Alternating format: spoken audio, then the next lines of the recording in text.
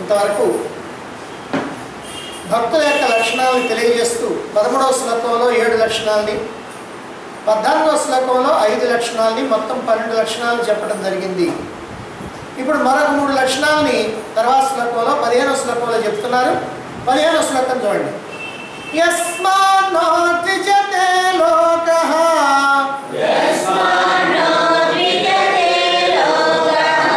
లోకాన్నో ద్విజతే చయః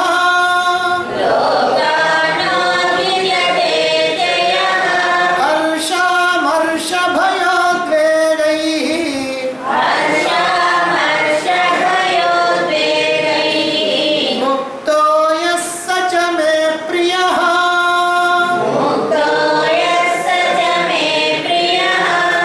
యస్మాత్ ఎవరి వల్ల లోకః నా ఉద్విజతే లోకం భయపడకుండా ఉంటుందో, ఎవరి వల్ల లోకానికి భయం కలగదో, అలాగనే లోకాత్ లోకం వల్ల యహ ఎవరికి నా ఉద్విజతే భయం కలగకుండా ఉంటుందో, ఎవరి వల్ల లోకానికి భయం కలగదో, ఎవరికి లోకం వల్ల భయం కలగదు. అలాగనే హర్ష, అమర్ష, భయ, ఉద్వేగ. హర్ష అంటే సంతోషం, అమర్ష అంటే అసూయ, ఈర్ష్య, అలాగనే భయ అంటే భయం, ఉద్వేగై అని అంటే ఉద్వేగాల నుంచి. ముక్త యహ ముక్త ఎవరైతే ముక్తుడో సహ అటువంటి వాడే మే ప్రియ నాకు భక్తుడైనటువంటి వాడు, నాకు ప్రియ భక్తుడైనటువంటి వాడు అని భగవానుడు తెలియజేస్తుంది. ఎవరికైతే లోకం వల్ల భయం కలగదో, ఎవరైతే లోకాన్ని భయపెట్టరు, భయపడడు, భయపెట్టడు, అలాగనే సంతోషం, అసూయ, భయం, ఉద్వేగం వీటన్నింటి నుంచి ఎవడైతే విడుదల పొందుతాడో అదిగో అటువంటి వాడే నాకు ప్రియమైనటువంటి భక్తుడని భగవానుడు ఇక్కడ 3 లక్షణాలు చెప్తూ ఉన్నారు. యస్మాత్ లోకః నా ఉద్విజతే ఎవరి వల్ల లోకానికి భయం కలగదు. భక్తుడైనటువంటి వాడిని చూసి లోకం భయపడాల్సినటువంటి పని ఎప్పుడు రాదు. ఇంకా కావాలంటే ఆయన చూస్తే కొంత తేలికగా బాగుంటుంది కొంతమందిలో, తెలిసి తెలియనటువంటి అజ్ఞానం కారణంగా. కానీ భక్తుడికి చూసి భయపడేటువంటి వాడు మాత్రం ఎవరు ఉండదు. అతడు ఇతరులకు భయపెట్టేటువంటి వాడు కాదు. ఎందుకంటే ఒక పరిపూర్ణ పురుషుడి అయినటువంటి వారి చుట్టూ కూడా ఒక ప్రశాంతమైనటువంటి వాతావరణం ఉంటుంది.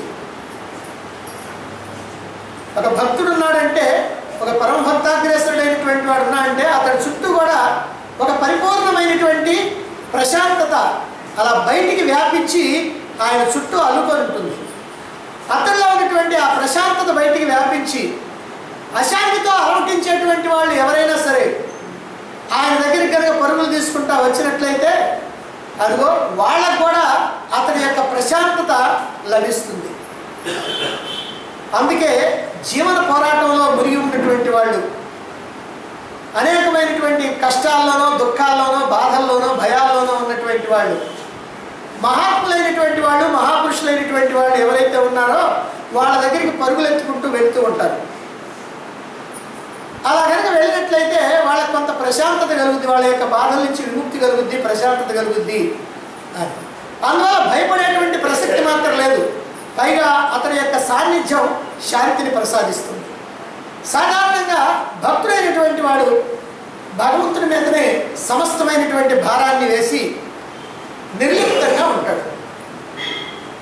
సామాన్యంగా మనం ఏం చేస్తామంటే ప్రపంచం మీదనే భారం వేస్తాం. ప్రపంచం మీద భారం కూడా వేయం, ప్రపంచమే మనకు కావాల్సింది. కానీ పరమాత్మ తనకి ఇక్కడ కావాల్సింది ఏం లేదు, అంతా భగవంతుడి మీదనే భారం వేస్తాడు, నిర్లిప్తంగా ఉంటాడు. కనుక అతను ఈ లోకంలో ఎవరితోనూ దేనికోసము ఆయన పోటీ పడ్డు. తిండి కోసం, బట్ట కోసం, ఇల్లు కోసం, భోగాల కోసం దేనికి కూడా మనతోటి పోటీ పడేటువంటి వాడు కాదు. ఎప్పుడు కూడా తన లోకంలో తాను ఉండిపోతూ ఉంటాడు అన్నమాట. కొందరిని చూస్తే మనకి భయం కలుగుతుంది. ఎందుకని కలుగుతుంది? ఎందుకంటే మన గురించి అక్కడ ఇక్కడ విష ప్రచారం చేస్తూ ఉంటారు. వాళ్ళని చూస్తే భయం. ఈ విష ప్రచారం చేయటం ఏంటంటే సర్ప లక్షణం అన్నమాట. పాము యొక్క లక్షణం. పాము చూస్తే ఎలా భయం కలుగుతుందో వాళ్ళని చూస్తే కూడా మనకు అంతే భయం కలుగుతుంది. కొందరితో మాట్లాడాలంటే భయం. ఎందుకంటే ఏం మాట్లాడినా సరే దాన్ని అపార్థం చేసుకొని తప్పుల్ని వెతికి లేకపోయినా సరే అవి తప్పులున్నట్టుగా భావించి మన మీద విజృంభిస్తూ ఉంటారు. అదిగో ఇది మృగ లక్షణం. ఎందుకని మనం ఏదైనా తప్పు మాట్లాడామని అనుకోవటంతో వెంటనే వాళ్ళు మన మీద తగాదాకు వస్తూ ఉంటారు. అందుకని ఇది మృగ లక్షణం. కొంతమందితో స్నేహం చేయాలన్నా కూడా భయం పుట్టుద్ది. ఎందుకంటే ఏమి ఎత్తులేస్తారో ఏమి జిత్తులేస్తారో, ఎలా మన నెత్తులు చేయబెడతారో, ఎలా మనల్ని మోసం చేస్తారో అని భయం. ఇలాంటి ఎత్తులు జిత్తులు వేసేటువంటి లక్షణం ఇది నక్క లక్షణం. ఎందుకని ఈ లక్షణాలన్నీ ఉన్నాయి అంటే అనేక జన్మల్లో జంతువులుగా పుట్టి ఆ వాసనలు ఇంకా పోక ఒకవేళ మానవుడిగా పుట్టినప్పటికి కూడా ఆ వాసనల ప్రకారమే ప్రవర్తిస్తూ ఉండేటువంటి వాళ్ళు ఉన్నారు. అంటే మొట్టమొదటిసారిగా మానవ జన్మ వచ్చినటువంటి వాళ్ళు. అదిగో అలాంటి వాళ్ళు ఈ జంతు లక్షణాలని కలిగి ఉంటారు అన్నమాట. అందుకని వీళ్ళని చూస్తే భయం. ఇటువంటి వాళ్ళని వాళ్ళు ఎంత భక్తులైనా సరే వాళ్ళు భగవంతుడికి ఇష్టలు కాదు. నిజంగా వాళ్ళు భక్తులు కావటం కూడా కుదరదు. ఒకవేళ ఏదైనా భక్తిగా ఉన్నప్పటికీ కూడా భగవంతుడికి ఇష్టమైనటువంటి భక్తులు మాత్రం కాదు. తన చర్యల ద్వారా తన మాటల ద్వారా ఎవరిని భయపెట్టకుండా ఉన్నటువంటి వాళ్ళే భక్తులైనటువంటి వాళ్ళు. భయపెట్టడమే కాదు, ఇతరులకి ప్రశాంతతను కూడా అందించేటువంటి వాళ్ళు నిజమైనటువంటి భక్తులు. ఇక రెండవ లక్షణం ఏమిటంటే లోకాత్ యః నా ఉద్విజతే. లోకం వల్ల ఎవరు భయపడకుండా ఉంటారో వాళ్ళు భక్తులు అని అంటున్నారు. అంటే భక్తుడు భయపెట్టేవాడు కాదు, భయపడేటువంటి వాడు కాదు, మంచి మార్గంలో నడిచేటువంటి వాడు, భగవంతుడితో సంబంధం పెట్టుకున్నటువంటి వాడు, లోకుల యొక్క నిందాస్తుతులను పట్టించుకోకుండా ఉన్నటువంటి వాడు. అటువంటి వాడు భక్తుడు. అందుకనే అతడు భయపడాల్సినటువంటి పని కూడా లేదు. లోకంలో ఎన్ని ఉపద్రవాలు జరుగుతున్నా, ఎన్ని రకాలైనటువంటి మార్పులు జరుగుతున్నా, లోకులు అతన్ని నిందిస్తున్నా అతడి యొక్క మనస్సు వీటిని పట్టించుకోదు. ఎందుకంటే భక్తుడి యొక్క మనస్సు ఎప్పుడు భగవంతుడి మీదనే ఉంటుంది, భగవంతుడితో తాదాత్మ్యం చెంది ఉంటుంది. అందుకని ఇవి పట్టించుకోవడానికి కావాల్సినటువంటి సమయం కూడా అతనికి దొరకదు. కారణం ఎప్పుడు భగవత్ స్మరణలో, ఆయన యొక్క పూజలో, ఆయన యొక్క సేవలో, ఆయన యొక్క కీర్తనలో అతడు తన్మయుడై ఉంటాడు భక్తుడైనటువంటి వాడు. కనుక ఈ అల్పమైనటువంటి విషయాలు వేటిని కూడా పట్టించుకోడు. కాబట్టి అతడి యొక్క మనస్సు నిశ్చలమైనటువంటి స్థితిలో ఉంటుంది, ప్రశాంత స్థితిలో ఉంటుంది. కాబట్టి అతడు భయపడేటువంటి పని కూడా లేదు. నదిలో ఉన్నటువంటి నీటి మీద కొయ్య మొక్కలు అటు ఇటు కదిలిపోతూ ఉంటాయి. కానీ నదిలోనే ఉన్నటువంటి దీపస్తంభం ఆ నది యొక్క కదలికలకి ఏమైనా కదులుతుందా అంటే అది మాత్రం ఏమీ కదలదు, చెలించకుండా ఉంటుంది, స్థిరంగా ఉంటుంది. అదే ప్రకారంగా పరమభక్తుడైనటువంటి వాడు, మహాత్ముడైనటువంటి వాడు నిరంతరం కూడా భగవంతుడితో సంబంధం పెట్టుకుని ఉంటాడు కాబట్టి, నిరంతరం భగవంతుడినే ఆశ్రయించి ఉంటాడు కాబట్టి, నిరంతరం భగవంతుడినే స్మరిస్తూ ఉంటాడు కాబట్టి ఈ అనిత్యమైనటువంటి బాహ్యమైనటువంటి విషయాలు ఏవైతే ఉన్నాయో వాటిని ఏం పట్టించుకోడు. కనుక అతడు దేనికి చెల్లించడు. మనం పట్టించుకుంటాం కనుక వాటిని మనం కనుక పొందితే మనం సంతోషిస్తూ ఉంటాం, పొందలేకపోతే బాధపడతాం, దిగులు పడతాం. దీన్ని బట్టి భక్తుడైనటువంటి వాడు భయపడడు, భయపెట్టడు. భయపడటం అనేటువంటిది పశు లక్షణం, భయపెట్టడం అనేటువంటిది మృగ లక్షణం. ఈ రెండు కూడా ఆయనకు ఉండవు. తన చుట్టూ కూడా భగవంతుడు కవచంలాగా ఉండి రక్షిస్తూ ఉంటే ఇంకా అతను దేనికి భయపడాలి? అతనికో విశ్వాసం, భగవంతుడు నాకు కవచంలాగా ఉన్నాడు అనేటువంటి విశ్వాసం ఉంటుంది. అందుకనే అతడు దేనికి కూడా ఎవరికి కూడా భయపడాల్సినటువంటి పని లేదు. తనలో ఉన్నటువంటి జలచరాలు, మొసళ్ళు మొదలైనటువంటి జలచరాలు ఎంతెంత అలజడి సృష్టిస్తున్నప్పటికీ కూడా సముద్రం ఏమాత్రం కూడా చెల్లించదు. దానికి నిరంతరం కూడా కావాల్సింది ప్రణవనాదం. అంటే ఎప్పుడు కూడా ఆ ప్రణవం భగవంతుడిని స్మరించడమే.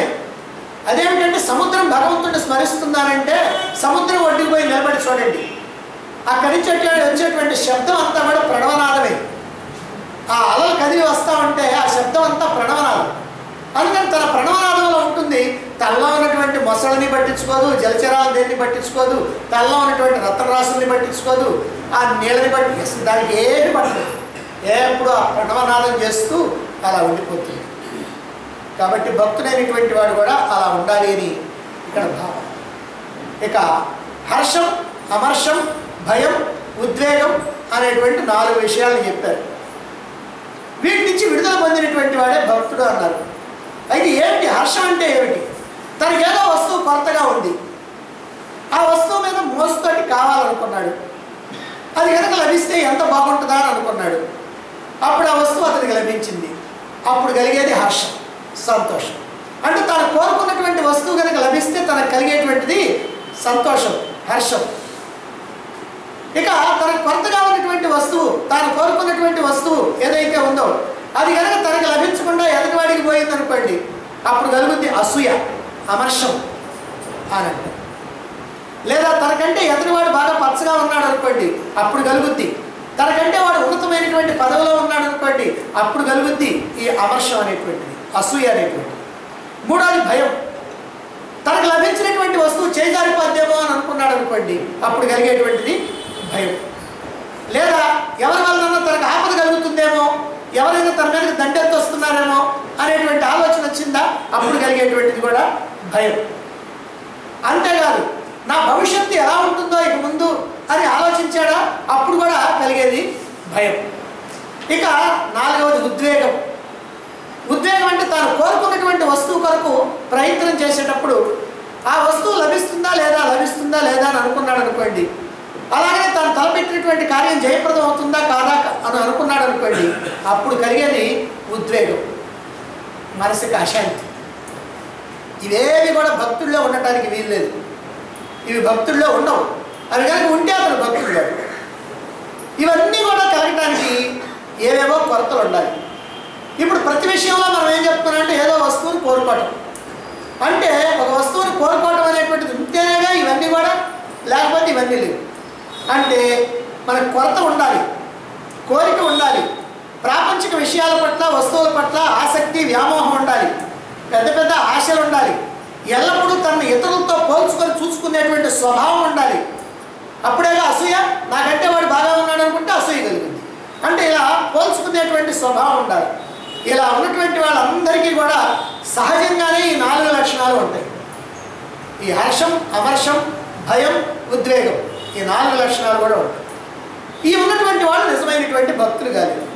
మరైతే భక్తులైనటువంటి వాడికి ఎందుకు ఉండవండి? భక్తులైనటువంటి వాడికి ఈ లక్షణాలు ఉండేటువంటి అవకాశం ఎందుకు లేదంటే, ఈ లోకంలో ఉన్నటువంటి వస్తువుల యొక్క స్వభావం తెలిసినటువంటి వాడు భక్తుడు. ఏం తెలుసు? ఈ లోకంలో ఉన్నటువంటి సమస్తమైనటువంటి వస్తువులు కానీ, విషయాలు కానీ, భోగాలు కానీ అన్నీ అనిత్యమైనటువంటివి, అశాశ్వతమైనటువంటివి అనే విషయం అతనికి బాగా తెలుసు. అంతేకాకుండా ఇవేవి కూడా తన వెంట రానటువంటివి అనే విషయము తెలుసు. పైగా ఈ వస్తువుల ద్వారా వచ్చేటువంటి సుఖం కానీ, సంతోషం కానీ తాత్కాలికమైందే కానీ శాశ్వతమైనటువంటి సుఖం, సంతోషం రాదు అనే విషయం కూడా తెలుసు. ఇవన్నీ తెలిసినటువంటి వాడికి ఇంకో విషయం కూడా తెలుసు. అదేంటంటే నిత్యమైనటువంటి వస్తువు, శాశ్వతమైనటువంటి వస్తువు, శాశ్వతమైనటువంటి ఆనందాన్ని మనకు ప్రసాదించేటువంటి వస్తువు భగవంతుడు అనే విషయం తెలుసు. అందుకని ఆ శాశ్వత ఆనందాన్ని ప్రసాదించేటువంటి భగవంతుడి మీద తన మనస్సును నిలిపి ఈ అశాశ్వతమైనటువంటి అనిత్యమైనటువంటి వస్తువుల గురించి పట్టించుకోకుండా ఎవరైతే ఉంటారో అదిగో అటువంటి వాడే ఈ లక్షణాలు లేకుండా ఉంటాడు. ఎందుకంటే భగవంతుడి గురించి ఆలోచిస్తామంటే, భగవంతుడి గురించి పట్టించుకుంటే నీకు సంతోషం లేదు, దుఃఖం లేదు, భయము లేదు, ఉద్వేగం లేదు, ఏమీ లేదు. కానీ ప్రాపంచికమైనటువంటి వస్తువులు పట్టించుకున్నప్పుడే, ఎందుకంటే అవి రాకపోతేనో, అవి ఇంకోటి పోతేనో, ఇదిగో ఇలాంటి సందర్భంలో నీకు ఈ లక్షణాలన్నీ కూడా కనపడతాయి. అందుకే అనిత్యమైనటువంటి విషయాల కోసం, వస్తువుల కోసం భక్తుడైనటువంటి వాడు అరులు శాసనం, వాటి కోసం ప్రయత్నించడు, వాటి కోసం పరుగులు తీయడు. అందువల్ల అతడిలో ఈ హర్షం, అమర్షం, భయం, ఉద్వేగం అనేటువంటివి ఏవి కూడా ఉండవు. కారణం అతడు ప్రశాంతమైనటువంటి మనస్సుతో ఉంటాడు, ఎల్లప్పుడూ భగవంతుడినే తలుచుకుంటూ ఉంటాడు. అంటే అతడిలో అనిత్య వస్తువులకి స్థానం లేదు, కేవలం భగవంతుడికి మాత్రమే స్థానం ఉంది.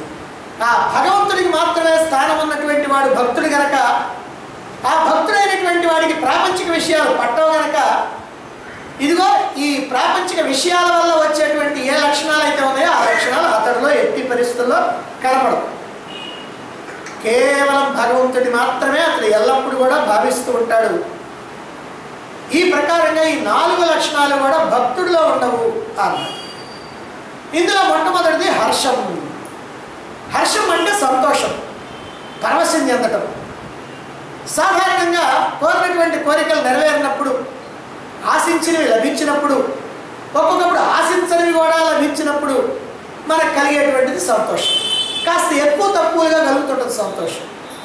అలాగే అబ్బా గురువుగారు ఎంత చక్కగా ప్రవచనాలు చేస్తున్నారో అని ఎవరైనా కాస్త పెద్దగా అన్నారనుకోండి, అది కాస్త చెవుల్లో పట్టదనుకోండి, అబ్బో పొంగిపోతూ ఉంటాడు, ముఖం కాస్త 1000 క్యాండిల్ బల్బు వెలిగినట్టు వెలుగుతూ ఉంటుంది, శరీరం 2 అంగుళాలు ఉబ్బుద్ది. సరే ఎవరైనా ఓ పూలదండ తీసుకొచ్చి వేశారనుకోండి, ముఖంలో ఎక్కడ లేని కళ వచ్చేస్తాం. ఎవరైనా ఏదైనా బహుమతి తీసుకొచ్చి ఇచ్చారనుకోండి, అదిగో అటువంటి సందర్భంలో కూడా ఆయన ముఖం వెలిగిపోతూ ఉంటుంది. ఇవన్నీ వికారాలు. ఈ వికారాలన్నీ ఉన్నటువంటి వాడు భక్తుడు కాడు, ఈ వికారాలు లేనటువంటి వాడే భక్తుడు. ఇక రెండవది అమర్షం. అమర్షం అని అంటే ఈర్ష్య, అసూయ. అవతల వాడు పచ్చగా ఉంటే చూచి ఓర్చుకోలేక కళ్ళల్లో నిప్పులు పోసుకునేటువంటి స్వభావం ఏదైతే ఉందో దాన్ని ఈర్ష్య, అసూయ అంటారు. ఇది చాలా తుచ్చమైనటువంటి గుణం, అందరిలో కాస్త పోస్తూ ఉంటుంది. ఎవరైనా సరే భగవంతుడికి సన్నిహితం కావాలంటే ఈ గుణాన్ని మొట్టమొదటి వదిలిపెట్టాలి. ఈ తుచ్చమైనటువంటి గుణాన్ని ఏమాత్రం మనలో ఉన్నా సరే మనం అడుగు ముందుకు వేయలేము, వేసినటువంటి అడుగు వెనక్కి పడిపోతూ ఉంటుంది. మనకి లేదని ఏడిస్తే ఒక కన్ను పోద్ది అంట, ఎదుటాడు కొన్నదని ఏడిస్తే 2 కళ్ళు పోతాయి మన వాళ్ళు చెప్తూ ఉంటారు. దుర్యోధనుడు ఈ అసూయకి పెద్ద కొడుకు. ఎందుకనంటే ఈ అసూయ అనేటువంటి దానికి దుర్యోధనుడు సాక్షాత్ నిదర్శనం అన్నమాట. పాండవుల యొక్క రాజసూయానికి వెళ్ళాడు. అక్కడ పాండవుల చేతుల్లో పరాజితులైనటువంటి రాజులందరూ కూడా అనేకమైనటువంటి బహుమతులు తెచ్చిస్తున్నారు, కప్పం కడతా ఉన్నారు, ధన సంపదలు తీసుకొచ్చి ఇస్తూ ఉన్నారు, రత్న రాసులు తీసుకొచ్చి కుప్ప పోస్తూ ఉన్నారు. ఇవన్నీ కూడా చూస్తూ ఉన్నాడు, తన చేతులతోనే తీసుకొని అక్కడ కుప్ప పోస్తూ ఉన్నాడు. ఇవన్నీ చూసినప్పటికీ ఏమైంది, కళ్ళల్లో నిప్పులు పోసుకున్నాడు. పాండవుల యొక్క సంపదను చూస్తున్న కొద్దీ అతడి ముఖం నల్లగా మాడిపోతూ ఉంది. అంతేకాకుండా వాళ్ళ యొక్క మయసభా వైభవాన్ని తిలకించాలని అందరూ వెళ్ళిన తర్వాత మళ్ళీ కొద్ది రోజులు ఉన్నాడు అక్కడి ఉండి, ఒక రోజున ఈ మయసభా భవనాన్ని పూర్తిగా దర్శించాలనేటువంటి ఉద్దేశంతో చూస్తూ ఉన్నాడు. అక్కడ అవమానం పాలయ్యాడు.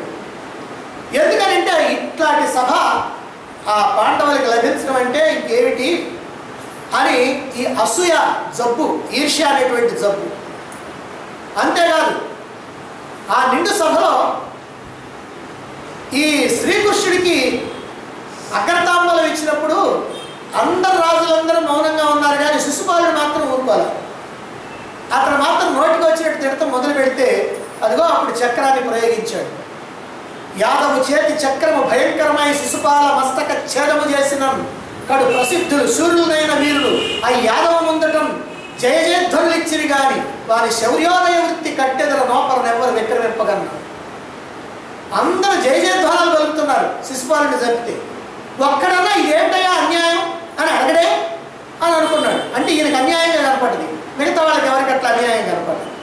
అదిగో ఇవన్నీ చూసిన తర్వాత పాపం హస్తినాపురానికి వచ్చాడు. వచ్చినప్పటికీ కూడా అతనికి మనస్సులో లేదు పాపం. ఎందుకనంటే పాండవ రాజసూయం తనకు అసూయాజనకమైంది, తనలో అసూయం రేపింది. అందుకనే రాజకీయ వ్యవహారాలు మానుకున్నాడు, స్నేహితులతోటి మాట్లాడటం లేదు, శరీరం అంతా కూడా మండిపోతూ ఉంది, జ్వరం వచ్చినట్టుగా ఉంది, కళ్ళన్నీ ఎర్రబడ్డాయి, అందరి మీద అరుస్తున్నాడు. ఇవన్నీ చూసి ఒకనాడు శకుని పలకరించడం కోసం వచ్చాడు. ఏమయ్యా ఎందుకయ్యా నీకు ఈ బాధ అని అడిగితే, ఏం చెప్పనయ్యా నువ్వు కూడా చూసావు కదా వాళ్ళ యొక్క సభ ఎలా ఉందో. అదిగో ఆ శ్రీకృష్ణుడు ఏ ప్రకారంగా శిశుపాలుని చంపితే అందరూ జయ జయధ్వానాలు ఇచ్చారో, వాళ్ళకు వచ్చినటువంటి సంపదలు ఏమిటో, ఇప్పుడు ఈ రోజున భూమండలంలో ధర్మరాజు కన్నా మించినటువంటి వాడి సంపదల్లో ఇంకెవరైనా ఉన్నారా అసలు? అబ్బబ్బా, ఎట్లా వీళ్ళ యొక్క సంపదలను చూచి మానధనాఢ్యుడైన భూపతి సహ్యంపనోపని సపత్రుల వృద్ధి ఆత్మహానియం. మానధనాఢ్యుడిని నేను అభిమానధనుడైనటువంటి నేను నా శత్రువుల యొక్క గొప్పతనాన్ని చూసి నేను ఎలా సహిస్తాను? ఏది చేయదము ఏ విధంగా పాండవుల లక్ష్యం మనకు అపహరించనదు అని అంటాడు. ఏం చేస్తే పాండవుల యొక్క సంపదను హరించడానికి వీలవుద్ది అన్నాడు. ఇది అసూయ యొక్క పరాకాష్ఠ దశ. దుర్యోధనుడి యొక్క అసూయ జబ్బు యొక్క పరాకాష్ఠ దశ. సరే, శత్రుడు చెప్పాడు ఓ ప్లాన్. ఏమని? ఇదిగో మాయాజోదం ఆడొచ్చు, దాంతో వాళ్ళ సంపదలన్నీ హరించవచ్చు అని. నిజమే, మాయాజోదం ఆడారు, సంపదలు హరించారు. ఎన్ని సంవత్సరాలు అనుభవించారు? 13 సంవత్సరాలు అనుభవించారు. 12 ఏళ్ళు అరణ్యవాసం, 1 ఏళ్ళు అజ్ఞాతవాసం చేయడానికి పాండవులు వెళితే అప్పుడు పాండవుల యొక్క సంపదని వీళ్ళు 13 సంవత్సరాలు అనుభవించారు. మరి ఆ తర్వాత ఏమైంది? కొత్త నీరు వచ్చి పాత నీరు సహా కొట్టుకొని పోయినట్టుగా పాండవుల యొక్క రాజ్యంతో పాటు తన రాజ్యం కూడా పోయింది. అంతతో ఊరుకున్నారా? తాను, తన 99 మంది సోదరులు, తన యొక్క ఆశ్రితులైనటువంటి వాళ్ళు, ఆత్మీయులైనటువంటి వాళ్ళు, బంధువులైనటువంటి వాళ్ళు, తనలో ఉన్నటువంటి సేనాలు అందరూ కూడా సంహరించబడ్డారు. ఇది అసూయ ఫలితం. అంటే అసూయ అనేటువంటి దానివల్ల ఏం ఫలితం వస్తుంది అని అంటే ఇదిగో ఇది వస్తుంది. ఒక గ్రామంలో ఇరుగు పొరుగు వాళ్ళు ఉన్నారంట, పక్క పక్కనే ఉన్నారు కానీ ఒకళ్ళంటే ఒకళ్ళకి పచ్చిగడ్డి వేస్తే భగ్గుమంటది, బద్ధవైరం. ఒకళ్ళంటే ఒకళ్ళకి పడదు. ఒకళ్ళు కనుక ఎవరికి కనుక దుఃఖమో కష్టమో కనుక వచ్చిందంటే రెండో వాడు మహా సంతోషపడిపోతాడు. వీడికి కనుక కష్టంగానే దుఃఖంగానే వస్తే వాడు మహా సంతోషపడిపోతాడు. ఒకళ్ళపై ఒకళ్ళు దుమ్మెత్తి పోసుకుంటూ ఉంటారు. ఒక రోజున ఎవరో చెప్పారు, శంకరుని గురించి తపస్సు చేస్తే అనేకమైనటువంటి సిద్ధులు కలుగుతాయి అని ఆ పక్కన ఉన్నటువంటి వాడికి చెబితే ఆయన పోయి ఆ ఊరి వెలుపల చెట్టు కింద కూర్చొని శంకరుని గురించి తపస్సు చేస్తున్నాడు. వెంటనే వాడి గురించి ఎప్పుడు ఆలోచిస్తాడు కాబట్టి వీడి గురించి వాడు ఆలోచిస్తాడు కాబట్టి తెలిసిపోయింది, ఓ తపస్సుకు పోయాడు. అందుకని వీడు కూడా వెళ్ళాడు తపస్సు. వెళ్ళి వాడి పక్కనే ఇంకో చెట్టు కింద కూర్చొని వాడు తపస్సు చేయటం మొదలుపెట్టాడు. సరే, కొంతకాలం వీళ్ళు బాగానే తపస్సు చేశారు. ఎందుకంటే శంకరుడు ప్రత్యక్షం కావాలని బాగా తపస్సు చేశారు. చేసినప్పుడు శంకరుడు ప్రత్యక్షమయ్యాడు. ప్రత్యక్షమయ్యి అదిగో మొట్టమొదటి దగ్గరికి పోయి, అమ్మాయ నీకేం కావాలో కోరుకో ఇస్తానన్నాడు. ఏమండి వాడి దగ్గరికి పోయావా అన్నాడు. వాడి దగ్గరికి ఇంకా పోలేదు, ముందు నువ్వు కదా కూర్చున్నందుకు నీ దగ్గరికి వచ్చా అన్నాడు. ఏం లేదండి, ముందు వాడి దగ్గరికి పోయి వాడిని అడగండి, వాడిని అడిగిన తర్వాత అప్పుడు నా దగ్గర రండి అన్నాడు. సరేలేని అనుకొని వీడి బుద్ధి అర్థమైపోయింది కదా, సరే అందుకని అక్కడికి పోయాడు. వాడి దగ్గరికి పోయి, ఏమయ్యా నువ్వు బ్రహ్మాండంగా తపస్సు చేసావు, అందుకని నీకు ఏదైనా వరమిస్తాను, ఏం కావాలో కోరుకున్నాడు. ఏమంటే వాడి దగ్గరికి పోయారా అన్నాడు. ఎంతసేపటికి వాడి విషయం వీడికి, వీడి విషయం వాడికి, వాళ్ళ విషయం వాళ్ళకి అక్కర్లేదు. పోయారంటే పోయానయ్యా అన్నాడు. మరి ఏం అడిగారు, ఏం చెప్పారు? ఏమి లేదు, ముందు నిన్ను అడగమన్నాడు అన్నాడు. ఓహో అట్లానా, సరేనండి. మళ్ళీ నేను వాడి దగ్గరికి పోయి తర్వాత నా దగ్గర రమ్మన్నాను అనుకో, మేమిద్దరు మిమ్మల్ని అటు ఇటు తిప్పినట్టు అవుద్ది. నేను అట్టాటోని కాదండి, నేను చాలా మంచివాడిని. వాడైతే రమ్మన్నాడు కానీ నేను రామన్ను. మీరేం చేస్తారంటే ఇప్పుడు వాడి దగ్గరికి పోండి, పోయి వాడికి ఏం కావాలో వాడికి వరం ఇవ్వండి, ఇచ్చిన తర్వాత వాడికంటే డబల్ నాకు ఇవ్వండి, మళ్ళీ నా దగ్గరికి వచ్చే పని లేదు అని అన్నాడు. ఇది బాగానే ఉందని మళ్ళీ మొదటి దగ్గరికి పోయిన తర్వాత వాడు ఏమన్నాడండి అన్నాడు. అంటే ఈ మాట చెప్పాడే అన్నాడు. సరే అట్టయితే నాకు ఆ కన్ను కావాలండి అన్నాడు. వాడికి ఒక కన్ను పోయింది, వీడికి 2 కళ్ళు పోయింది. అంటే ఇదన్నమాట ప్రయోజనం. ఈ అసూయ అనేటువంటి జబ్బు వల్ల ఏమిటి ప్రయోజనం అని అంటే ఇదిగో ఇలాంటి ప్రయోజనం ఉంటుంది. తాను సగం జడ్డ, అవతల వాడు పూర్తిగా జడాలి. ఇది భావన. ఇది తుచ్చమైనటువంటి గుణం అని చెప్పి ఈ గుణం కారణంగానే చేసినటువంటి తపస్సు కాస్త వృధా అయిపోయింది. అసూయ అనేది ఎప్పటికైనా సరే చేటు కలిగించేటువంటి ఈ గుణం మంచిది కాదు. ఎవరిని కూడా ఇదంత తేలిగ్గా వదిలేది కాదు. మనం ఏమనుకుంటామంటే ఈ అసూయ అనేది మనకే ఉందనుకుంటాం. కాదు, సర్వసంగ పరిత్యాగులై తపస్సులు చేసి శాస్త్రాలను చదువుకొని ఉన్నటువంటి సన్యాసులైనటువంటి వాళ్ళు, పెద్ద పెద్ద ఆశ్రమాలు కట్టుకున్నటువంటి వాళ్ళు, ఎంతోమంది శిష్యవర్గం ఉన్నటువంటి వాళ్ళు కూడా ఈ అసూయ జబ్బుకి లోపడిపోయేటువంటి వాళ్ళు. ఎందుకనంటే వాళ్ళు ఏం చేస్తారంటే అదిగో ఆ స్వామీజీకి ఎన్ని ఆశ్రమాలు ఉన్నాయి, నాకు ఎన్ని ఆశ్రమాలు ఉన్నాయి, అమ్మో ఆయనకి 5-6 ఆశ్రమాలు ఉన్నాయి, విదేశాల్లో కూడా 2 ఉన్నాయి, నాకు విదేశాల్లో లేవు, స్వదేశంలో కూడా లేవు, ఇక్కడే ఈ రాష్ట్రంలో ఒకటే ఆశ్రమం అని అనుకుంటాడు. ఆయనకి ఎంత 8 టన్నుల బంగారం ఉంది, ఎంత సొమ్ము ఉంది, ఎన్ని ఆస్తులు ఉన్నాయి, నాకేముంది ఆలోచిస్తాడు. అబ్బో వాడికి చాలా ఉంది. మళ్ళీ ఇంకోటి కూడా ఉంది, ఆయన కనుక ఉపన్యాసం చేస్తే లక్షల మంది వస్తారు, నేను చేస్తే ఎందుకో 5,000-6,000 మంది కూడా రారు అని అంటే ఇది ఒక అసూయ. అంటే ఎక్కడికి పోయినా సరే ఈ అసూయ అనేటువంటిది ఎవరిని కూడా వదిలిపెట్టదు. అందుకని దీని పట్ల చాలా జాగ్రత్తగా ఉండాలి. అందువల్ల ఈ అసూయ అనేటువంటిది తప్పనిసరిగా ప్రతి వ్యక్తి కూడా పట్టుబట్టి వదిలేయాల్సినటువంటి గుణం. భక్తుడైనటువంటి వాడికి అసూయ ఉండకూడదు. అసూయ ఉన్నది అంటే వాడు భక్తుడు కాదు. ఇక మూడోది భయం. భయం అనేది అజ్ఞానం వల్ల కలుగుతుంది. అజ్ఞానం కలిగితే భయం పోతుంది. ఒక పిట్టంట రెపరెపలాడేటువంటి కొమ్మ మీద నిలబడింది. ఆ కొమ్మేమో ఆ రెమ్మ ఊగులాడుతుంది, పైకి కిందకి పైకి ఊగులాడుతుంది. ఎందుకంటే అది ఎక్కేటప్పటికల్లా దాని బరువుకి ఊగులాడుతుంది. ఊగులాడుతుంటే అది ఏమైనా భయపడుతుందంటే అది భయపడతల్లా, అది కూడా అట్నే ఆడుకుంటాము. దాని మీద ఊగులాడుతూ ఆడుకుంటాము. ఏమిటి దాని ధైర్యం? ఏమిటంటే అది ఆ రెమ్మ మీద ఆధారపడి వల్ల రెక్కల మీద ఎప్పుడైతే ఆ రెమ్మ ఇరిగి కింద పడిపోయిందో వెంటనే అది కాస్త రెక్కల మీద పైకి పోతుంది. అందుకని దాని మీద ఆధారపడలేదు కాబట్టి అది రెక్కల మీద ఆధారపడింది కాబట్టి దానికి భయం అనేటువంటిది లేదు. మరి మనం కూడా ఈ సంసారం అనేటువంటి రెమ్మ మీద కూర్చున్నాం. ఇది ఎలాంటిదంటే అశ్వత్థ వృక్షం.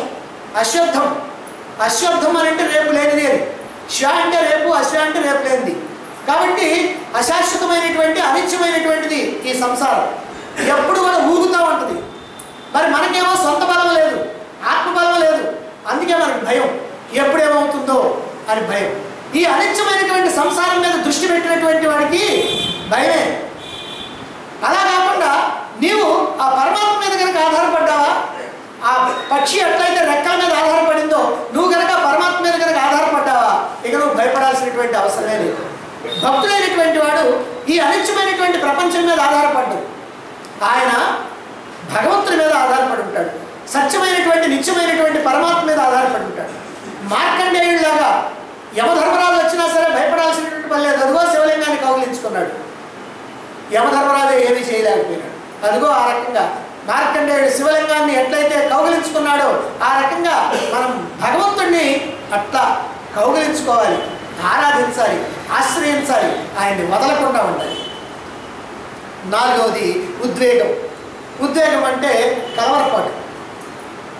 భయం కనుకుంటే కలవరపాటు ఉంటుంది, భయం లేకపోతే కలవరపాటు ఉంటుంది. భయం లేనటువంటి వాడికి కలవరపాటు ఉంటుంది. కాబట్టి భయం లేనివాడు భక్తుడు, కాబట్టి భక్తుడికి కలవరపాటు ఉంటుంది. అందువల్ల ఉద్వేగం అనేటువంటిది భక్తుడికి ఉండదు. ఇదిగో ఇటువంటి లక్షణాలు కలిగినటువంటి వాడు నాకు ప్రియ భక్తుడు అని భగవానుడు తెలియజేస్తున్నాడు. ఇంతవరకు 12 ఒక 3 15 లక్షణాలు చెప్పారు. మరొక 6 లక్షణాలని తర్వాత శ్లోకంలో చెప్పబోతా ఉన్నారు. తర్వాత శ్లోకం 16వ శ్లోకం చూడండి. అనపేక్ష సుచిర్దక్షః ఉదాసీనో గతవ్యదః సర్వారంభ పరిత్యాగి యో మద్భక్తః సమే ప్రియః. అనపేక్షః, అపేక్ష, అనపేక్ష. అపేక్ష లేనటువంటి వాడు భక్తుడి యొక్క లక్షణాలు చెప్తున్నారు ఇక్కడ. దేని మీద అపేక్ష లేనటువంటి వాడు, శుచి శుభ్రంగా శుద్ధంగా ఉన్నటువంటి వాడు, దక్ష దక్షత కలిగినటువంటి వాడు, ఉదాసీన ఉదాసీనంగా ఉండేటువంటి వాడు, గతవ్యధ వ్యధలన్నీ కూడా తొలగిపోయినటువంటి వాడు, సర్వారంభ పరిత్యాగి కార్యారంభంలో కర్తృత్వం లేనటువంటి వాడు. అంటే ఏ పని చేయాలి అనేటువంటి ఆ ఆతృత లేనటువంటి వాడు. ఇటువంటి వాడైనటువంటి భక్తుడు నాకు ఎంతో ఇష్టుడు. యో మద్భక్త సహ నే ప్రియ, సహ నే ప్రియ, అతడే నాకు ప్రియుడైనటువంటి వాడు అని భగవానుడు ఇక్కడ మళ్ళీ 6 లక్షణాలు చెప్తున్నారు. దీనికి మొదటిది అనపేక్ష, అపేక్ష లేకుండా ఉండటం. భక్తుడైనటువంటి వాడు అపేక్ష లేకుండా ఉండాలి. అపేక్ష ఏమో జీవుడి లక్షణం, అనపేక్ష ఏమో భక్తుడి లక్షణం. ప్రతి నాకు కావాలనుకోవటం జీవుడి లక్షణం, నాకేం అక్కర్లేదని అనుకోవటం భక్తుడి యొక్క లక్షణం. అపేక్ష వల్ల మునుగుతాం, అనపేక్ష వల్ల తేలుతాం. మరి భక్తుడు భగవంతుడిని తప్ప, బ్రహ్మ పదార్థాన్ని తప్ప, మోక్షాన్ని తప్ప దేనిని అపేక్షించడు. ఆయనకి కావాల్సింది భగవంతుడు, భగవంతుడితో సంబంధం, భగవంతుడితో ఐక్యత, మోక్షం, ఇదే. అది తప్ప ఆయనకి ఇంకేం అక్కర్లేదు. ఇంకేదైనా కనుక అపేక్షించాడా అతడు భక్తుడు కావడానికి వీలు. సాధారణంగా మనం మన చుట్టూ ఉన్నటువంటి బాహ్య విషయాలతో మనం సంబంధం పెట్టుకుంటాం. ఆ విషయాల వల్ల, వస్తువుల వల్ల, సంపదల వల్ల, భోగాల వల్ల, ఇళ్ళు వాక్యాల వల్ల మనకి సంతోషం, సుఖం కలుగుతుంది అని భావిస్తాం. అందుకని వాటిని సంపాదించుకోవడానికి ప్రయత్నం చేస్తాం, సంపాదించుకోవడం కోసం తపిస్తాం. అవి మనకి లభించిన దాకా ఒకటే తపన మనకి. ఇదిగో ఈ తపనే అపేక్ష. అవి కావాలి అని అనుకోవటమే అపేక్ష. మరి ఇలా వాటిని సంపాదించుకొని అందితే సంపాదించుకోగలిగితే ఆనందిస్తాం, సంపాదించుకోలేకపోతే దుఃఖపడతాం. అందితే ఆనందం, అందకపోతే దుఃఖం. అయితే భక్తుడైనటువంటి వాడికి ఆనందం అనేటువంటిది బయట నుంచి వచ్చేది కాదు, అది లోపల నుంచే ఉండేది, లోపల శాశ్వతంగా ఉన్నది. ఆ ఆనందాన్ని నేను అందుకోవాలి అని అనుకుంటాడు. ఆనందం అనేది బయట నుంచి కూరేది కాదు, లోపల నుంచి ఊరేది. కాబట్టి బయట వస్తువుల కోసం పరుగులు తీసి తాత్కాలికమైనటువంటి ఆనందాన్ని పొందడం కాకుండా శాశ్వతమైనటువంటి వస్తువుతో సంబంధం పెట్టుకొని నాలోనే ఉన్నటువంటి ఆనందాన్ని నేను పొందాలి అని అనుకుంటాడు. ఈ విషయం తెలుసు అతనికి. పైగా ఈ ఆనందం సత్యమైనటువంటి, నిత్యమైనటువంటి, శాశ్వతమైనటువంటి ఆనందం అనేటువంటి విషయం కూడా అతనికి తెలుసు. అందువల్లనే ఆయన పరమాత్మను కోరుకుంటాడు కానీ బాహ్యమైనటువంటి వస్తువులు కోరుకోడు. నరేంద్రుడు అంటే వివేకానంద స్వామికి మొట్టమొదటి పేరు నరేంద్రుడు, అసలు పేరు. తర్వాత సన్యాసం పుచ్చుకున్న తర్వాత ఆయనకి వివేకానంద స్వామి అని పేరు.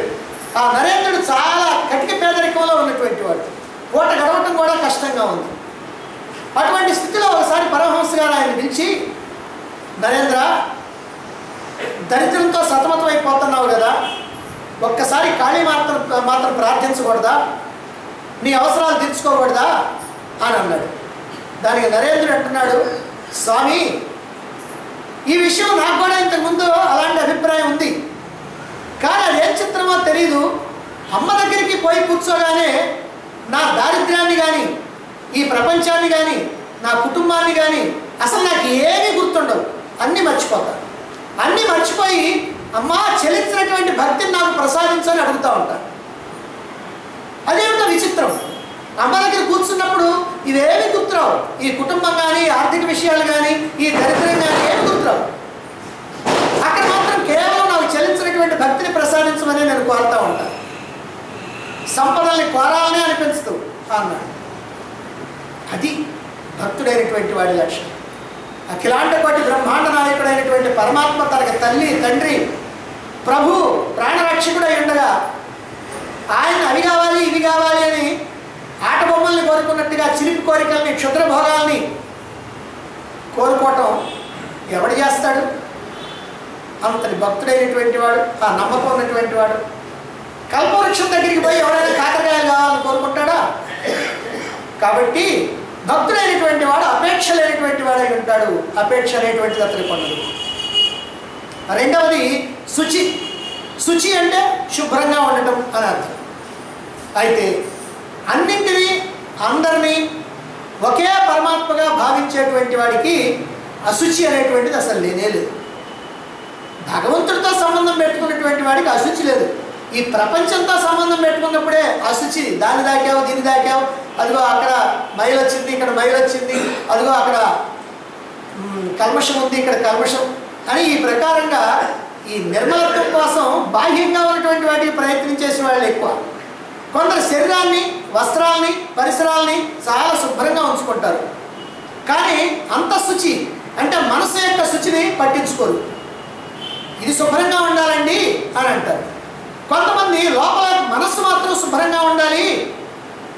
ఎందుకనంటే ఈ కోరికలు కానీ, కోపాలు కానీ, రాగద్వేషాలు కానీ ఇలాంటివి ఏమీ లేకుండా మనసు శుద్ధంగా ఉండాలి. బయట శుచిదే ఉందండి, కాబట్టి దాన్ని పట్టించుకోవాల్సిన పని లేదు అని అంటారు. నిజం చెప్పాలంటే రెండూ సరైనటువంటివి కావు. బాహ్య శుచి ఉండాలా, అంతర్శుచి ఉండాలి. బాహ్య శుచి కూడా ఎందుకు ఉండాలి అని అంటే ఆ బాహ్య శుచి అనేటువంటిది అంతర్శుచికి సహాయం చేస్తుంది. అంతవరకు ఉండాలి, కానీ అధికంగా ఉండాల్సినటువంటి పల్లె. కానీ అంతఃశుచి మాత్రం చాలా ముఖ్యం. బయట శుభ్రంగా ఉండి లోపల శుభ్రంగా కనుక లేకపోయినట్లయితే ఏ ప్రయోజనం మనకు కలగదు. కబీర్ దాసు గొప్ప భక్తుడు, అతడు మహమ్మదీయుడు. పూర్వజన్మ సుకృతం కారణంగా గొప్ప భక్తుడయ్యాడు. ఆయన గురుముఖత విద్య నేర్చుకోవాలి అని సద్గురువు కోసం అన్వేషణ చేస్తున్నాడు. పూర్వకాలంలో ఇది ఒక బాధ ఏమిటనంటే, వీళ్ళేమో సద్గురువు ద్వారా శాస్త్రాలు తెలుసుకోవాలని కోరుకుంటారు. వాళ్ళేమో ఆ గురువులేమో ఎక్కడో ఊరికి దూరంగా, ఊరికి వెలుపల ఎక్కడో ఉంటారు. వాళ్ళకి ఏ రకమైనటువంటి ప్రచారం ఉండదు. ఇదిగోనండి మీకు శాస్త్రాలు నేర్పబడు, మీకు బ్రహ్మాండంగా విద్య నేర్పబడి అని కోర్టులు పెట్టుకోరు. అందువల్ల ఏంటంటే వాళ్ళ గురించి వీళ్ళే తెలుసుకొని పరుగులు తీస్తూ ఉండాలి. అందుకని ఆ సద్గురువు కోసం అన్వేషణ చేస్తున్నాడు కబీర్ దాస్. చివరికి ఒక ఆశ్రమానికి వెళ్ళాడు.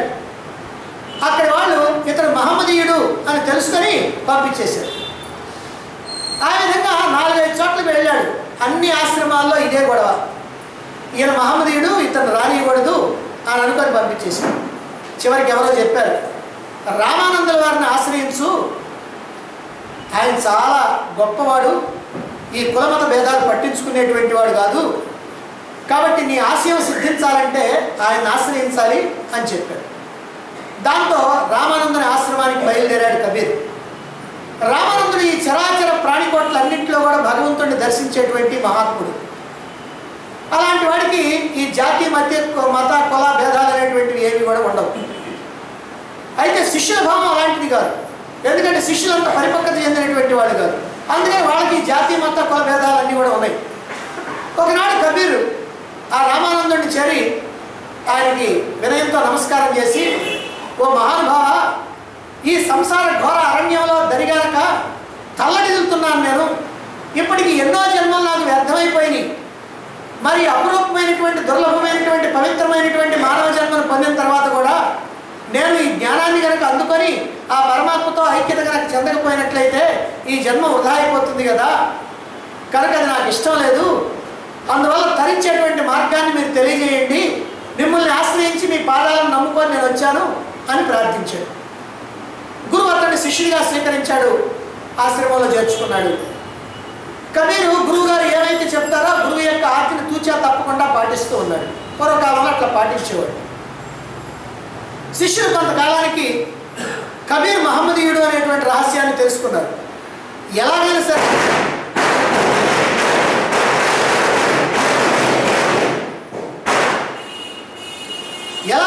అతన్ని ఆశ్రమం నుంచి బయటికి పంపించాలి అని గురువుగారి దగ్గరికి వెళ్ళి, గురుదేవా గురుదేవా, కొంప మునిగింది. ఏమిటంటే ఇతడు మహమ్మదీయుడు కాబట్టి దైవ సేవను మాత్రం అతనికి అప్పగించవద్దు. కావాలంటే మీరు వంట పాత్రలు తోయేటువంటి పని మాత్రం అతనికి ఇవ్వండి, అంతేగాని దైవ పూజ పురస్కారాలు ఇలాంటి వాటిట్లో మాత్రం అతన్ని చేయబెట్టకూడదు అన్నారు వీళ్ళందరూ కూడా. సరే గురువుగారు అట్లాగే చేస్తానని చెప్పి కబీర్ని పిలిచి, అయ్యా ఈ రోజు నుంచి నువ్వేం చేస్తావంటే వంట పాత్రలు తోనేటువంటి పనిలో ఉండు అని చెప్పాడు. అలాగే అదే నా మహాద్భాగ్యం, మీరు ఏం చెప్తే అదే చేస్తానన్నాడు. మళ్ళీ శిష్యులంతా కూడా ఎట్లా వెళ్ళగొట్టాల, అంట్ల పాత్రలు తోమంటే అయ్యా తోగుతున్నాడు, ఈయన పంపించేటువంటి మార్గం ఎట్లా అని ఆలోచిస్తూ ఉన్నారు. వాళ్ళ ఆలోచనలు గమనించాడు కబీర్. అందుకని ఏం చేశాడంటే ఒక రోజున ఆ పాత్రలన్నీ పైన శుభ్రంగా తోమేశాడు, లోపల మాత్రం అట్టే ఉంచాడు. ఆ ఎంగిలి మంగళం అంతా అలానే ఉంచేసి, రైట్ మంచి అవకాశం దొరికింది అనుకొని శిష్యులందరూ కూడా గురువుగారి దగ్గరికి పోయి, గురువుగారు మీరు చెప్పినటువంటి పని ఎలా చేస్తున్నాడో చూశారా అని ఆ పాత్రలు కొన్ని తీసుకెళ్ళి చూపించారు.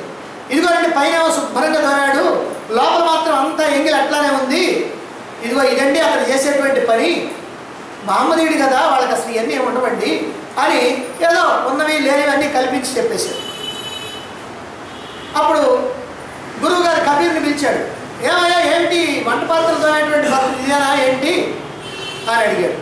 దానికి కబీర్ అంటున్నాడు, మహాత్మా తమ శిష్యుల యొక్క స్వభావం ఎలా ఉన్నది అని తెలియజేయడం కోసం అని చెప్పి నేను ఈరోజు మాత్రం అలా తోమే, రోజు మాత్రం బాగానే చదువుతున్నా. ఈరోజు ఎందుకు చదివానంటే తమ శిష్యుల యొక్క స్థితి ఇదిగో ఇలా ఉంది అని చెప్పడానికి. వాళ్ళు ఏం చేస్తున్నారంటే స్నానాదులతోటి శరీరాన్ని శుభ్రం చేసుకుంటా ఉన్నారు, మంచి మంచి వస్త్రాలు వేసుకుంటా ఉన్నారు, కానీ మనసులో మాత్రం ఈ అసూయ, ద్వేషం, ఈ కామక్రోధాలు అనేటువంటి మాలిన్యాలన్నీ కూడా పెట్టుకొని ఉన్నారు. ఆ ఎంగిలంతా కూడా వాళ్ళ మనస్సుల్లో ఉంది. ఈ విషయాన్ని తమ దృష్టికి తీసుకొని రావడం కోసమే నేను ఈరోజు ఇలా చేశాను అన్నాడు కబీర్. ఎప్పుడైతే ఈ మాట అన్నాడో పక్కనే ఉన్నటువంటి శిష్యులందరూ కూడా సిగ్గుతోటి తలకాయలు ఉంచుకున్నారు. కాబట్టి భక్తుడైనటువంటి వాడు బాహ్యమైనటువంటి శుచితో పాటు అంతఃశుచిని కూడా కలిగి ఉండాలి. ఇక మూడవది దక్ష అన్నారు. అంటే భక్తుడైనటువంటి వాడు సోమరిపోతుగా ఉండకూడదు, దక్షత కలిగి ఉండాలి.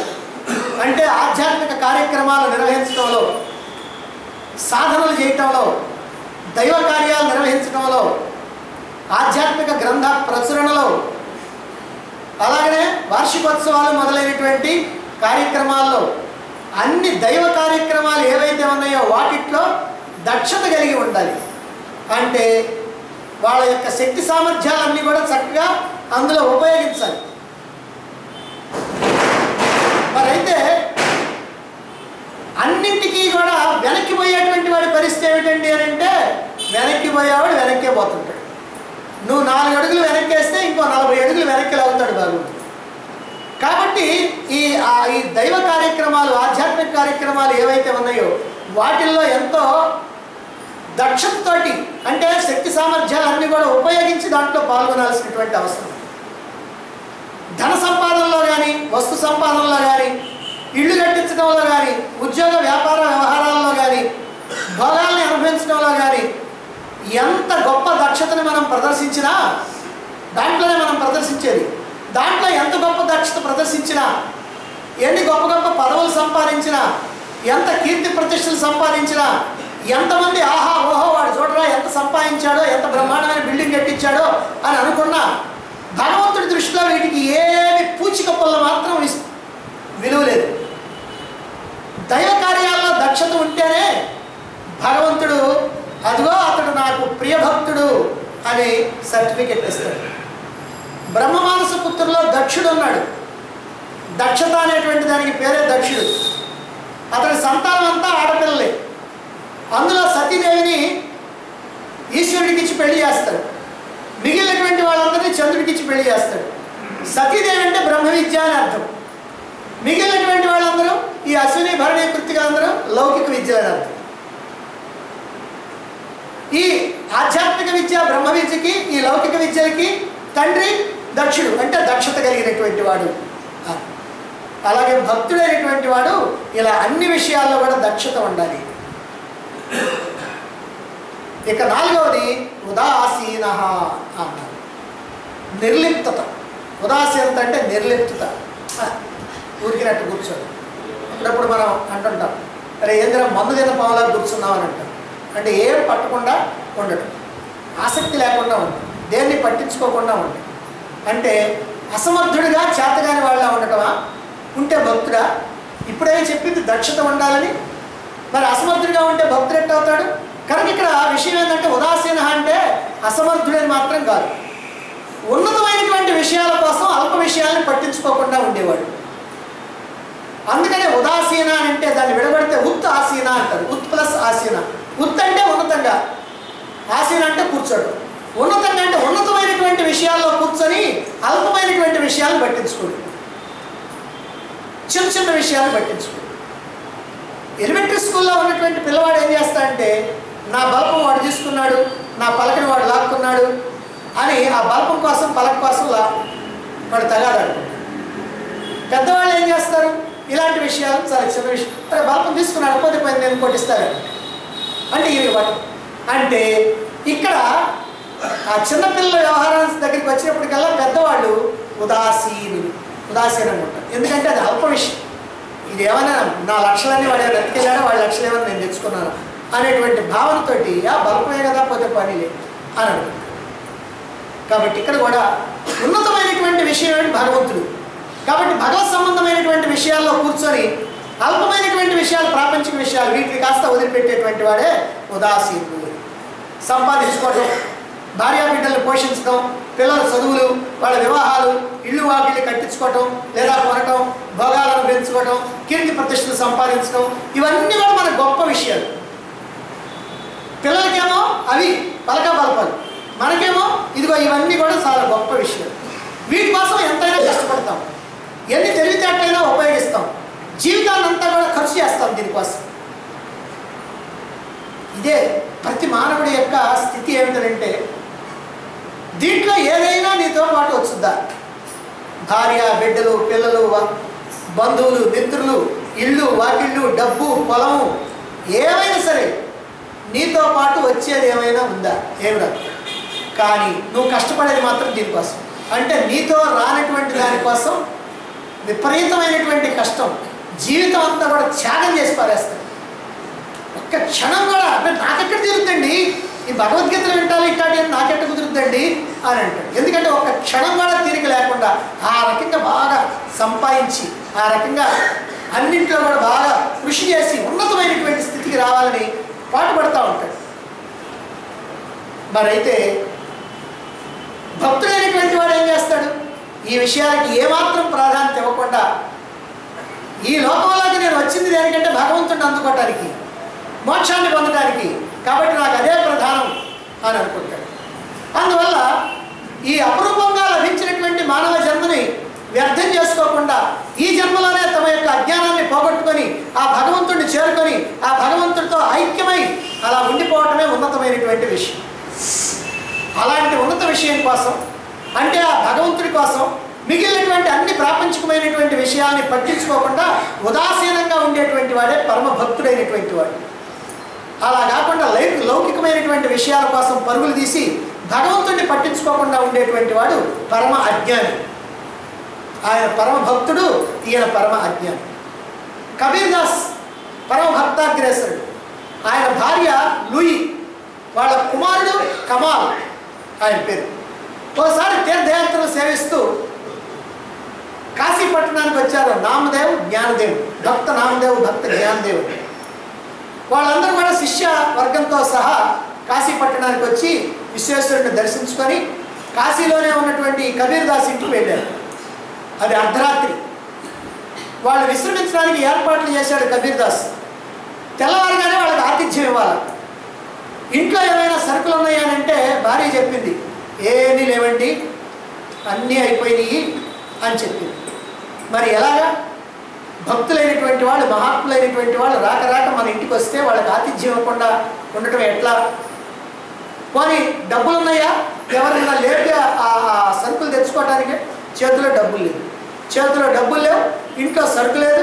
వచ్చినటువంటి వాళ్ళు మహాత్ములైనటువంటి వాళ్ళు, వాళ్ళకి ఆతిథ్యం తప్ప. అందువల్ల ఆలోచించి దొంగతనం చేయడం తప్ప ఇక రెండో మార్గం లేదని అనుకున్నారు. అంటే భగవత్ స్వరూపులైనటువంటి వాళ్ళకి ఆతిథ్యం ఇవ్వటానికి దొంగతనం పాపం అనేటువంటి విషయాన్ని కూడా వాళ్ళు పట్టించుకోలేం. అంటే ఈ విషయం చిన్నదైపోయింది వాళ్ళకి, ఉదాసీనం. సరే, కబీర్ కుమారుడు కమాల్ ఉన్నాడు. ఆ కమాల్ తీసుకొని కబీరు ఒక గుణపం, ఒక కత్తి మొదలైనటువంటివి తీసుకొని ఒక కిరాణా కొట్టు దగ్గరికి వెళ్ళి దానికి కన్నం వేయటం మొదలుపెట్టారు. అందరూ బాగా నిద్రపోతూ ఉన్నారు. కన్నం వేసేశారు. కుమారుడితో కబీర్ అంటున్నాడు, నాయన నువ్వు ఈ కన్నం ద్వారా లోపలికి వెళ్ళి మనకు కావాల్సినంత వరకు సరుకులు మాత్రమే మూట కట్టుకొని తీసుకొని రా. అదనంగా మాత్రం అక్కడ ఏ రకమైనటువంటి విలువైనటువంటి వస్తువులు ఉన్నా ఏమున్నా సరే వాటి జోలికి నువ్వు పోవద్దు, అలా తీసుకొని రమ్మని అన్నాడు. సరేనన్నాడు. కుమారుడు లోపలికి వెళ్ళాడు. వెళ్ళిన తర్వాత వాళ్ళకి కావాల్సినటువంటి సరుకుల వరకు మూట కట్టుకున్నాడు. ఆ మూట కాస్త కన్నం ద్వారా బయటికి తండ్రికి అందించేశాడు. అందించిన తర్వాత అతను కూడా బయటికి రావాలి ఇప్పుడు. కానీ ఆ పక్కనే బంగారం ఉంది, ఆభరణాలు చాలా ఉన్నాయి, డబ్బులు చాలా ఉన్నాయి. ఇవన్నీ ఉండేటప్పటికల్లా ఇతనికి భయం వేసింది. ఎందుకంటే ఈ కన్నం ద్వారా ఇంకో దొంగ ఎవడైనా వచ్చి ఈ మొత్తం ఎత్తుకొని పోతాడేమో, అప్పుడు ఆ పాపం మాకు తగులుద్దని చెప్పి లోపలికి పోయి ఆ యజమాని లేపి, అయ్యా మేము దొంగలం కాదు, కానీ ఇదిగో కన్నం వేశాము, ఈ కన్నం వేశాం కాబట్టి ఈ కన్నం గుండా ఇంకెవడైనా వచ్చి ఆ విలువైన వస్తువులు తీసుకెళ్తాడేమో, అందుకని వాటికి కాపలాగా జాగ్రత్తగా ఉండండి అని చెప్పి కన్నంలో వదిలేడు. అయితే పరుగులు తీసుకుంటా వచ్చాడు ఆ యజమాని. వచ్చి కాళ్ళు పట్టుకున్నాడు. తలకాయ ముందు పెట్టేశాడు, ఆ కాళ్ళు పట్టుకున్నాడు. కాళ్ళు పట్టుకొని వెనక్కి లాగుతున్నాడు. మరి ఈయనేమో ముందుకు పోవటానికి చూస్తున్నాడు, ఈ కుర్రవాడేమో ముందుకు పోవటానికి చూస్తున్నాడు. వీడేమో వదలకల్లా, కాళ్ళు వదలకల్లా, వదలకపోగా దొంగ దొంగ దొంగ అని అరుస్తున్నాడు. అరిచేటప్పటికి జనం చేస్తారు. ఇప్పుడు ఆలోచించారు. ఆలోచిస్తే పరిస్థితులన్నీ కూడా మారిపోతా ఉన్నాయి. ఎందుకనంటే ఇప్పుడు అరిస్తే జనం వస్తారు. జనం కనుక వస్తే వీళ్ళు పట్టుకుంటారు. పట్టుకుంటే వీళ్ళు దొంగలను తేలుద్ది. దొంగలను కనుక తేలితే ఈ వస్తువులు ఒకవేళ వీళ్ళు భక్తులు కదా అని చెప్పి వదిలిపెట్టినా అదిగో వాళ్ళే దొంగతనం చేశారు, ఈ దొంగ సొమ్ము మాకెందుకు అనేటువంటి ఉద్దేశంతో వాళ్ళు వెళ్ళిపోతారు. కాబట్టి ఎట్లా ఏం చేయాలి అని ఆలోచించి ఒక్క క్షణం కూడా ఇంకా ఆలోచించకుండా వెంటనే కుమారుడు చెప్పాడు, నాన్న కత్తితోటి నా తలకాయ నరికి తీసుకొని వెళ్ళు, ఇక ఎంతకంటే మార్గం లేదు అన్నాడు. కుమారుడి యొక్క ఔదార్యానికి మెచ్చుకొని ఆ తలకాయని కోసేసి ఆ తలకాయని సంచిలో పెట్టుకొని తీసుకొని పోయాడు మోటార్. అది కబీరు సరుకుల్ని భార్యకి అప్పగించాడు. కుమారుడు ఏడని అడిగాడు, ఇద్దరు పోయాడు కదా, నువ్వు అక్కడే వచ్చావు, కుమారుడు ఏడని అడిగితే అదిగో ఆ తలకాయని ఇచ్చి జరిగినటువంటి విషయం అంతా చెప్పాడు. అప్పుడు ఆ లోయి ఆనంద బాష్పాలు రాలుస్తూ, ఆహా ఇలాంటి కుమారుడికి నేను తల్లినైనందుకు నాకు ఎంతో ఆనందంగా ఉంది, నేను చాలా గర్విస్తున్నాను అని చెప్పి ఆ కుమారుడి యొక్క శిరస్సును దాచిపెట్టి ఉదయాన్నే అందరికీ కూడా కావాల్సినవన్నీ కూడా అమర్చిపెట్టింది. శుభ్రంగా భోజనం అంతా తయారు చేసింది. ఇక అందరూ భోజనాలు చేసేసారు. ఈ నామదేవుడేమో భగవన్నామం పరవశంతో కీర్తిస్తూ ఉన్నాడు, జ్ఞానదేవుడేమో తత్వోపదేశం చేస్తూ ఉన్నాడు. అందరూ కూడా సంకీర్తన చేస్తూ అలా బయటకు వచ్చేస్తాం. ఈ వ్యాపారం ఏం చేశాడు, తెల్లవారకంతో గ్రామస్తులందరినీ చేర్చి ఇప్పుడు తలకాయ లేదు కదా, ఈ మొండెం ఎవరిది మొండెం ఎవరిది అని అందరిని అడుగుతున్నాడు. కానీ ఎవరు గుర్తుపట్టాల, ఎవరో చిన్నపిల్లవాడు తలకాయ లేదు కాబట్టి అందుకని ఎవరు కూడా గుర్తుపట్టాల. అందుకని ఈ మొండ్యాన్ని వీధిలో ఉన్నటువంటి స్తంభానికి కట్టేసి తల్లిదండ్రులు తప్పకుండా వస్తారు, వచ్చినప్పుడు వీడెవరో తెలుస్తుంది అని చెప్పి వాళ్ళందరూ కూడా ఎదురు చూస్తూ ఉన్నారు. ఇక ఈ భక్త సమూహం అంతా కూడా నామం చేసుకుంటూ వస్తూ ఉన్నారు. ఆ నామదేవుడి యొక్క సంకీర్తనకి ఈ కమాల యొక్క మృతదేహం అంటే ఈ మొండెం పరవశించి 2 చేతులతో తాళం వేస్తూ ఉంది. జ్ఞానదేవుడికి చూచాడు, నిశ్చేష్టుడయ్యాడు. కబీర్ని పిలిచి ఏమిటయ్యా ఇది అని అన్నాడు. అప్పుడు కబీర్ అంటున్నాడు, మహాత్మా ఇతడు ఎవరో విష్ణు భక్తుడై ఉంటాడు, మీ దర్శనం కోసం మీ సంకీర్తనని ఆలకించడం కోసం జీవించి ఉండి ఉంటాడు అని అన్నాడు. ఆ మాట అంటూ కంఠం కాస్త రుద్ధమైంది కబీర్కి, ఎందుకంటే కుమారుడు కదా, కంఠం కొద్దిగా రుద్ధమైంది. అప్పుడు జ్ఞానదేవుడు దివ్య దృష్టితో మొత్తం జరిగినటువంటి విషయం మొత్తాన్ని కూడా తెలుసుకొని అప్పుడు తల్లిని ఆ శిరస్సుని తీసుకొని రమ్మని చెప్పి కబురు చేసి ఆ శిరస్సును తీసుకొని ఆ మొండెం మీద అట్లా తగిలించి ఈయనేమో నామ సంకీర్తన చేస్తూ ఉన్నాడు, జ్ఞానదేవుడేమో తన చేతితోటి ఆ శరీరం మొత్తాన్ని నిమిరాడు. అంతే, అతడు కాస్త జీవించాడు, లేచి కూర్చొని అందరికీ నమస్కారాలు పెట్టాడు. ఏంటి దీని ద్వారా మనం తెలుసుకోవాల్సినటువంటి విషయం, ఇది ఒక హృదయ విదారకమైనటువంటి గాథ. ఏం తెలుసుకోవాలి దీని ద్వారా? సాధు పురుషులకి ఆతిథ్యం ఇవ్వటానికి దొంగతనానికి సిద్ధపడ్డాడు కబీర్ దాసు, అలాగే తన కుమారుడిని త్యాగం చేయడానికి కూడా సిద్ధపడ్డాడు. ఇది ఉదాసీనత. ఉదాసీనత అంటే దొంగతనం చేయడానికి సిద్ధపడ్డాడు, కుమారుడిని వదులుకోవడానికి కూడా సిద్ధపడ్డాడు. ఇది ఆయన ఉదాసీనత. తండ్రి యొక్క లక్ష్యాన్ని నెరవేర్చడం కోసమని తనను తాను ఆహుతి చేసుకున్నాడు కుమారుడు. ఇది అతని ఉదాసీనత. మరి భర్త యొక్క కుమారుని యొక్క త్యాగశీలతను మెచ్చుకొని అతిథి సత్కారం కన్నా కుమారుడి యొక్క ప్రాణం నిన్న కాదు అని భావించింది భార్య ఈ లూయి. ఇది ఉదాసీనత. ఒక జ్ఞానికి కనుక భోజనం పెట్టినట్లయితే 1,000,000 మంది సద్బ్రాహ్మణులకి విందు భోజనం పెట్టినట్టు అనేటువంటి సత్యాన్ని నమ్మి కబీర్, కమాల్, లూయి అందరూ కూడా ఉదాసీనత చూపించారు. నిజంగా ఉదాసీనత అంటే అల్ప విషయాల మీద చూపించాలి. కొడుకు కూడా అల్ప విషయం అయింది వాళ్ళకి. ఈ మాట కనుక మనం మాట్లాడితే అదేమిటండి అని అనుకుంటాం, ఎందుకంటే భగవంతుడి ముందు అన్ని అల్ప విషయాలు. కాబట్టి అదిగో మహాత్ములైనటువంటి వాళ్ళకి ఆతిథ్యం ఇవ్వాలి అనేటువంటి ఆలోచనతో వీటన్నిటిని కూడా తేలిక తీసుకున్నారు. అందుకనే ఇది ఉదాసీనం. అంటే ఉన్నతమైనటువంటి విషయం కోసం మిగిలినవన్నీ ఎంత ముఖ్యమైనవైనా సరే అవన్నీ కూడా అల్పమైనటువంటివని భావించేలా ఉండిపోవటమే ఉదాసీనత. అదే చేసింది ఈ కబీర్ యొక్క కుటుంబం. ఈ ప్రకారంగా ఇక్కడ 4 లక్షణాలని మనం భక్తుల యొక్క లక్షణాలను ద్వారా చెప్పుకున్నాం. ఇంకో 2 లక్షణాలు ఉన్నాయి. గతం వ్యధ, వ్యధలు వదిలినటువంటి వాడు. సర్వారంభ పరిత్యాగి అంటే సమస్తమైనటువంటి పనులు ప్రారంభించకుండా ఉండేవాడు అని. ప్రారంభించకుండా ఉండడం ఏమిటి, అదేమిటి మనం రేపు తెలుసుకుందాం.